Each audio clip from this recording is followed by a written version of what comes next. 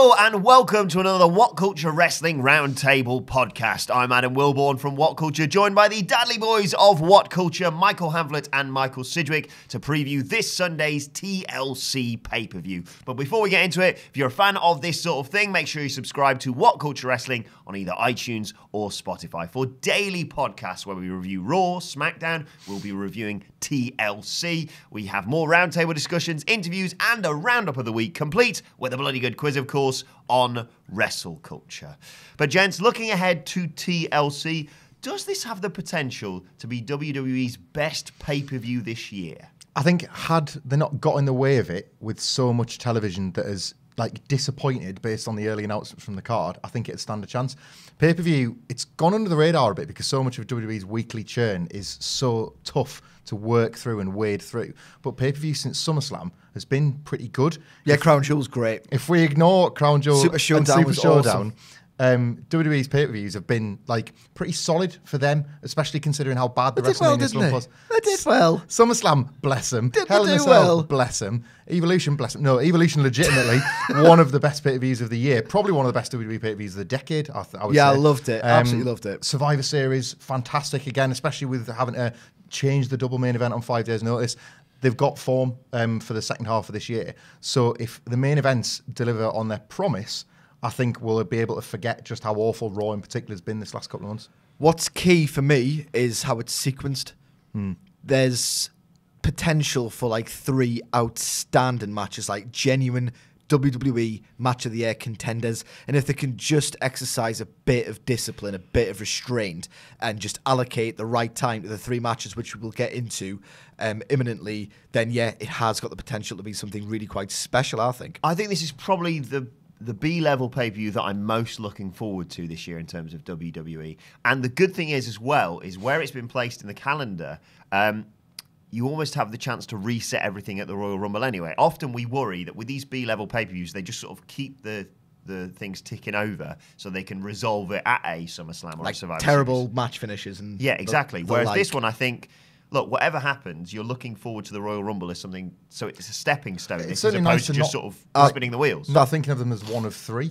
You know what I mean? Match 1 of 3 or match 2 of 3. This feels like this can be, not wrapped completely, but certainly put on enough of a pause that there can be something definitive, which is nice to think about pay-per-views offering something definitive again. I'm confident in where does this feeling come from to this day. Why do I still feel a shred of confidence? But I'm quite confident that they will, in fact, hit the reset button after this, because they must realise, whether they've actually acknowledged on Raw itself, just how dire things are at the moment.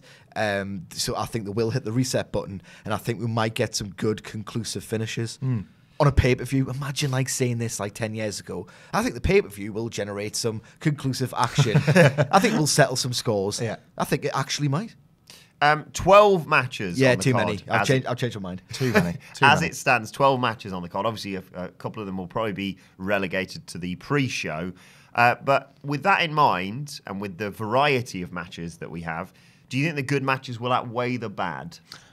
Yeah, I think Sidgwick kind of touched on it before. I think pacing of this card and placement of certain matches is really important. I would like to see a bit of creative booking as a way to not make this card feel as bloated as it does. I think they have opportunities in things like Elias and Bobby Lashley to kind of get through that pretty quickly. It's something as ridiculous. Just get Leo Rush on Bobby Lashley's shoulders. Exactly, yeah. They can do some big power spots for Lashley, have Elias have a hope spot, get Leo Rush on Lashley's shoulders, and then some silly... The match is so stupid. Am I right in thinking it's a ladder match with the guitar suspended above the ring, but the match doesn't finish when you get the guitar, it just isn't pinfall? You are right, which is why it would make the wrestlers look so wrong to fight any longer than is absolutely necessary. They are climbing a weapon that is better than the one that they're climbing up to try and reach, and yet, that guitar is supposedly going to be the turning point of the match for whichever one grabs it. It won't even matter who gets it and uses it, because Leo Rush is probably getting it around the head. I would imagine Elias takes it to hit Leo Rush to keep his heat before Bobby Lashley actually ends up winning. I can understand why it was pitched, because there's probably some creative writer or some producer who thinks, oh, Jesus Christ, Vince is in a bad mood. I'll get him off my back and suggest, what about a guitar on the top of a ladder? Won't that be fun? Because it's a gimmick. It's a big, stupid visual. But who's not there telling Vince, you know what? there's a massive plot hole in this match, and it's going to make it look really stupid when a bit of balsa wood is better than what is isn't actually steel, but what is meant to be steel. Sorry, mate. Steel with some sawdust that often pours out of it at times. I would say who's not watched the one where they hung a sledgehammer off between Triple H and Kevin Nash, but basically lucky people haven't watched that match. So at least like the sledgehammer had been built in the fiction of WWE as something ridiculously deadly. A sledgehammer kind of is. Guitar's always been a comedy gimmick, and it's always been Michael Hamflett, the preserve of the mid-carder. It's never drawn a dime. Never drawn a dime. It's a comedy thing, which is undermined by the fact that you're probably going to get some brutal ladder spots. So yeah, this match I've got very few hopes for it. Sounds like I was picking on that particular match. There are a few matches like that where I just feel like they might as well just get to the point, like just get to the sort of punchline or get to whatever it is that you're supposed to deliver. The mixed match challenge, like, there are stakes attached, but just like get that through, get that over with. There are things the way you can still deliver something, but you just don't need to fart around and donate 15 minutes to it. Well, yeah, what I want to do is sort of go through some of the matches and build the anticipated main event, which has to be the final of the mixed match challenge, obviously. I mean, Mahalisha versus what were they called? Whatever, R-Truth Fabulous Truth. Fabulous Truth. That is rubbish. I mean, forget about the titles. An all expenses paid trip to anywhere in the world and number 30 in the Royal Rumble. I did like how I think there's been some work shoot promos in the Mixed Match Challenge because all the wrestlers have been neglecting to mention the Royal Rumble thing, and they're just like asking for a holiday as if they're begging Vince McMahon down the camera for a holiday. Oh, I want to go to Jamaica. Oh, I want to go to Barbados. I've paid no attention to the Mixed Match Challenge. So the winning couple get the Rumble spot and a holiday. Now, that's obviously a gimmick. Wrestlers don't get holidays in WWE. But the way that they're campaigning for it, it's as if they've worked themselves into a shoot. They're going to get it. Like, please, can I just have some time off? Everywhere I've read about it, it says the winner gets the number 30 spot in the Royal Rumble match and an all expenses paid holiday in kayfabe. Like, that's a very specific. So basically, it's ITV now. Pretty much, yeah. They can go around the world of sport if they want. They can do what they like with this. Vince, can I please go to the Tokyo Dome in January? Just give me a fortnight off. But anyway, we all want to fantasy book that match. We haven't got time, unfortunately. There's a few question marks hanging over a couple of matches at TLC. We'll come to Braun Strowman in a second. Finn Balor versus Drew McIntyre. There's a question mark over this because of Finn Balor's recent illness. Disregarding that, let's say the match goes ahead. What do you see happening here? Because it's very difficult to predict. Well, it isn't, and it is, because Drew McIntyre has been an absolute tear. If you read what you hear in the dirt sheets, you would anticipate a big build for him to do something big at WrestleMania, or at least have a standout moment at the Royal Rumble. Whereas Finn Balor is a guy we perennially say, are they ever going to push him again? The answer to that is no, incidentally. I've touched on this on a previous podcast, so bear with me while I repeat the same point. But they're not going to just give them like 17, 18 minutes to work an absolute banger that we know they're so capable of. Like, they've got a really good dynamic. Like, McIntyre is a powerhouse. Balor is like a really good technical high flyer. There could be a match of like really high state-of-the-art drama. I don't see that match happening. I think the way the book matches and the do character arcs these days, I think it's going to be very, very one-sided in favour of Drew in a match that is in no way going to reach the potential it possibly can, which ultimately might not be that bad a thing, because if it was too good, it would take the shine off the main events, which I really want to hit home. But yeah, I wouldn't get your hopes up for this. It's one of the only matches on the card without a gimmick. So that's either a blessing or a curse, isn't it? It's either going to be a breath of fresh air to have a wrestling match between two great wrestlers, or it's going to feel a little bit empty at the end because we've seen all these like big spots before and we've got big spots to come. I do worry about the status of this match, particularly on this card, particularly when we're talking about 12 matches and so much to get through. I do worry that this is not really the time and the place for this kind of match to take place. And I do think that's a shame because, I can't disagree with anything you said. And I feel like there's more to come from the pair of them. Like, so I'd like to think whatever this is one that can like, Drew wins. Drew will definitely win. But it's and then Balor wins on Raw next night. No, Balor eliminates him from the Royal Rumble or something like that because he doesn't get the proper win. But like, it's something that they can go back to when there's maybe more to play for in a match like this. Let's just make it abundantly clear. This match would be like an awesome NXT TakeOver main event had it happened a couple of years ago, and they're obviously still capable of it now. My cynicism stems entirely from the booking, not the performers, and who I both really like. With 12 matches on the card and more than likely at least 10 matches on the main card, they aren't going to be given that much time. It wouldn't be the worst thing in the world if this is a 3-star match. for the purposes of the night, not so much Balor's career. It would help them a lot to open, I think. Before we've seen too much madness and chaos that TLC often brings, it'd like to give the crowd that first. I think we saw Drew and Dolph's tag matches open before, and Dolph and The Miz, and those matches have suited really well when they've opened a pay-per-view because the fans are ready to. Do you know what the problem with that is? It makes sense. Well, yeah. Another question mark hangs over Braun Strowman. He's obviously going to be facing Baron Corbin. If he isn't there, Baron Corbin wins. He's basically general manager of Monday Night Raw. Imagine that. Well, 2 questions. Do you see Braun Strowman showing up? And if he isn't there, do you see a potential replacement in that match? I think it's quite pointed, the timing of the absolute burial that Baron Corbin was subjected to on Monday. It feels like they've given up because they've effectively told us that they've given up. And I think if the much rumoured squash match does come to fruition, that they've just buried Corbin like sufficiently enough to make it sing as a thematic device. There's a precedent for this as well. We've seen like the likes of Vicky Guerrero and John Laurinaitis and Brad Maddox be buried as characters, like blamed for the product being awful, and then they're subsequently sacked or embarrassed or humiliated or whatever. I also feel like the purpose of inserting Heath Slater on Raw was to like give the fans something else to sing about as Baron Corbin's being given the Na Na Na song by, Vince McMahon loves that one as well. So I could see Braun delivering the squash and Heath being the one to count the 3, and it's the end of Baron Corbin's, so-called reign of terror.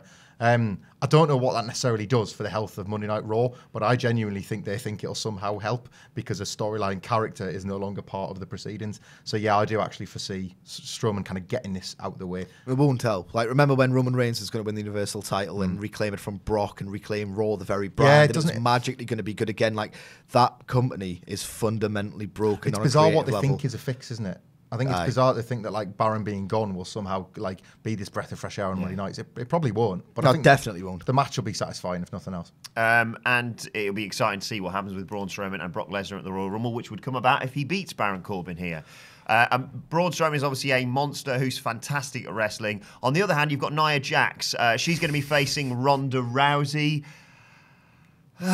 This is going to be better than what we've seen on Raw, please. She's just going to shout and look at her fist, is she? They had an absolutely great match at Money in the Bank. Yeah. Absolutely great. It was one of the few times where like I've disagreed with the extent to which they've made Ronda Rousey sell because they've normalised her, and I just can't reconcile the fact that she's selling for a pro wrestler like Alexa Bliss. Just doesn't work for me. But because Nia Jax has got like that formidable physicality, I will be able to buy it once more. And Ronda, even though she shouldn't be selling necessarily, is incredible at it.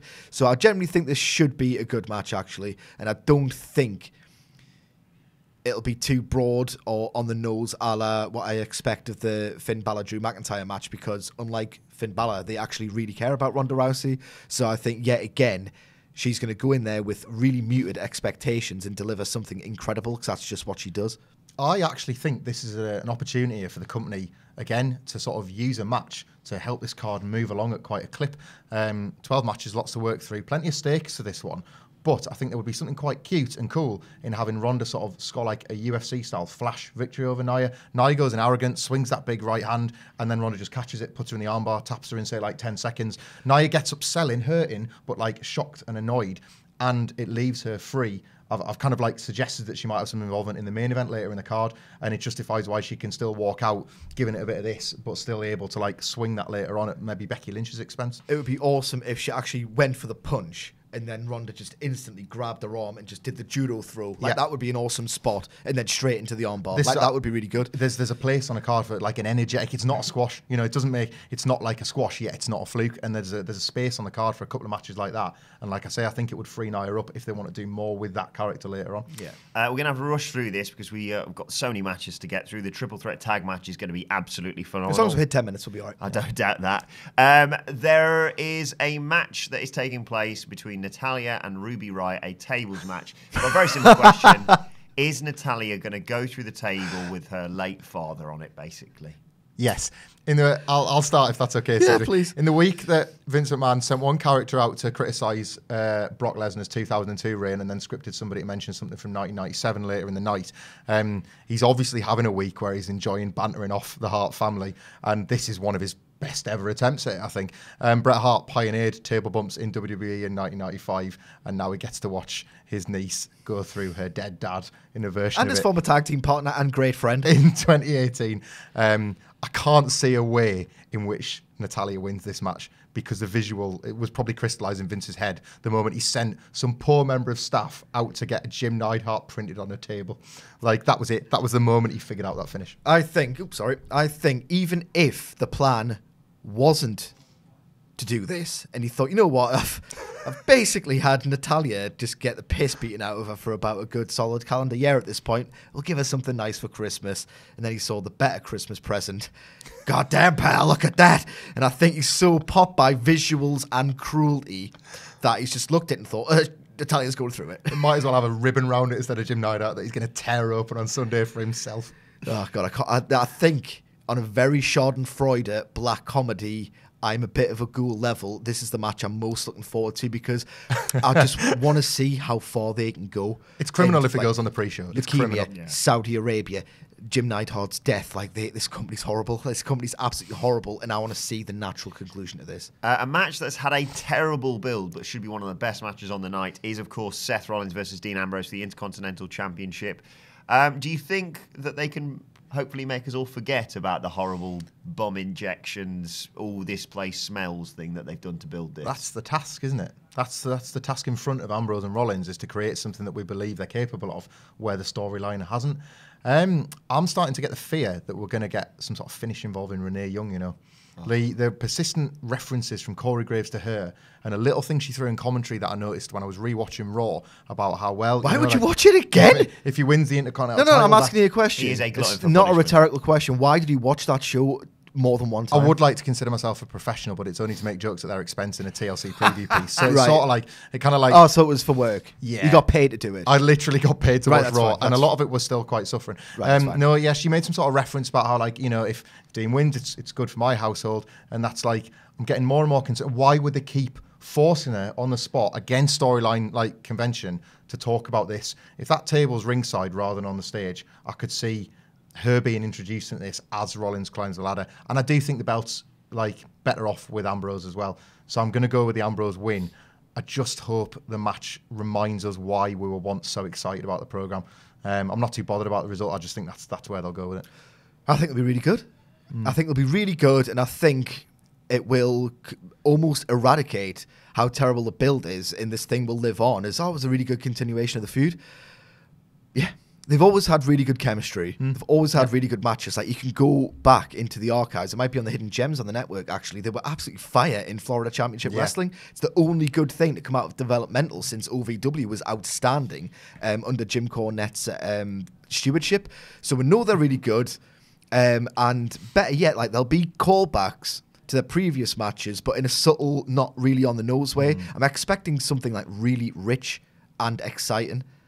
But it's going to really annoy me when people think it's good because of the match alone, when you can get really good wrestling most any place. They're not separate. You can have a great promo and a really good match as well. Yeah, let's be greedy. AJ Styles. Christmas? AJ Styles has his rematch for the WWE Championship against Daniel Bryan at TLC. I think everyone would expect Daniel Bryan to leave still as WWE Champion, but this has the potential to be AJ Styles' best match in 2018. Yeah. I did mention when we sort of reviewed SmackDown this week, I worry that Daniel Bryan has gotten so over as the new Daniel Bryan that he could be in there with Mustafa Ali again rather than AJ Styles, and nobody would really care. Styles has faded so quickly into the background in the shadow of Bryan winning that I worry that this match will get lost to all that slightly. But what they do best, despite their decent character work, is wrestle.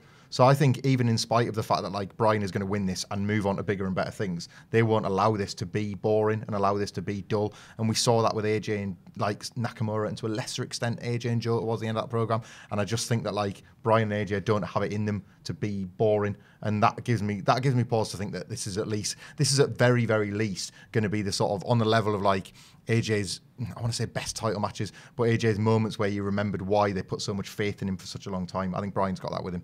I think this match is going to be, like, genuinely incredible. Like, AJ Styles is marketed as this phenomenal pro wrestling athlete, which he is, But what brought in focus for me throughout the Samoa Joe feud is just how awesome he is at selling. He's so good at making you think this guy is getting an absolute beating here, and it really, really hurts.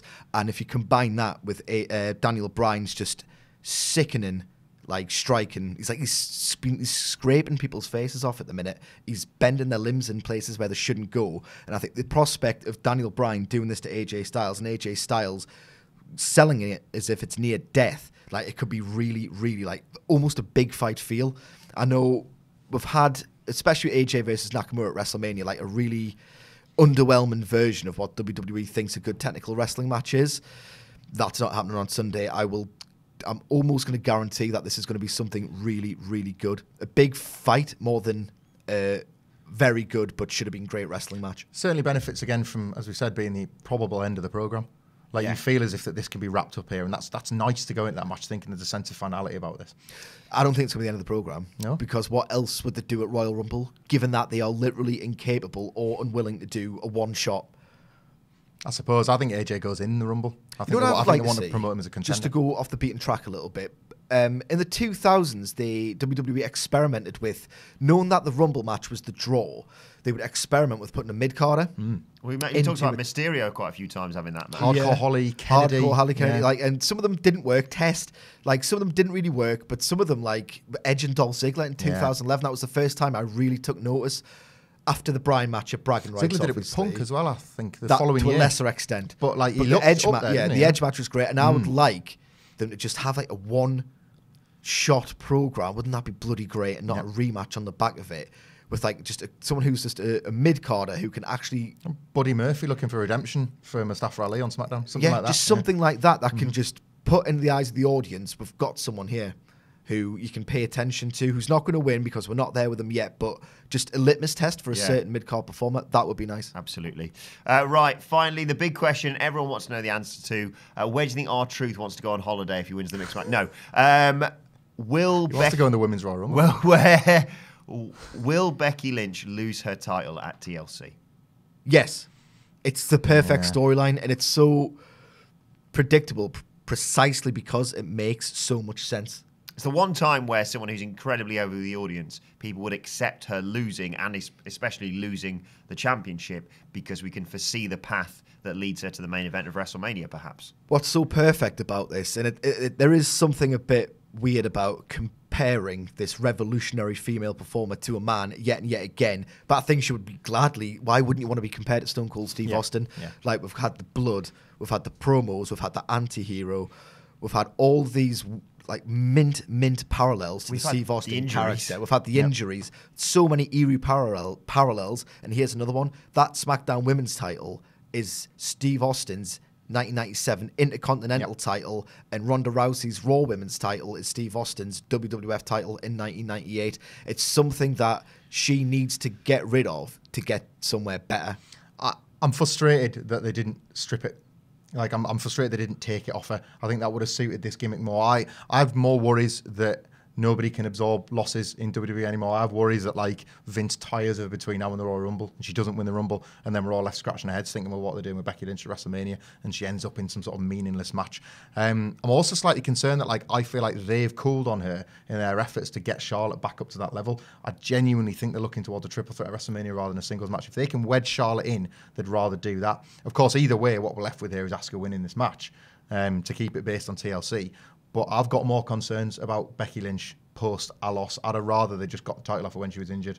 But if they give her something like Nia Jax punching her in the face, or her, at least her not looking daft in defeat, because I think that's something that they could easily do. That, you know, they're slapdash enough to, like, not protect their investments sometimes. So I'd like to see her look incredibly sort of, like, believable in defeat rather than just sort of like, oh, you know, I didn't climb the ladder as quick as Asuka or something like that. I think we've never seen since the invention of the dual women's titles such a blatantly obvious two matches that should go on the WrestleMania card. A rematch between Asuka and Charlotte, try and keep them apart in singles competition until WrestleMania 35. And of course, Becky Lynch taking on Ronda Rousey writes itself, and arguably, I'm sure people will argue about it in the comment section, you know what should be else the main wrote event. itself? The Miz versus Daniel Bryan's feud. Well, it's still going to, isn't it? Still going to. Oh, for God's sake, not man. giving it up until it's not happening, until we are there and it's not actually Gonna happen. I'm gonna convince myself that it is, and I'm gonna be rained on with pasties from everyone in the office who doubted me. Anyway, let us know your thoughts on TLC and your predictions in the comment section below. And don't forget to like, share, and subscribe. And check out some more of our wrestling podcasts by searching for What Culture Wrestling on either iTunes or Spotify. And you can check out some more of our recent videos here. My thanks to the Dudley Boys. Thank you for watching, and we will see you soon. Violent energy.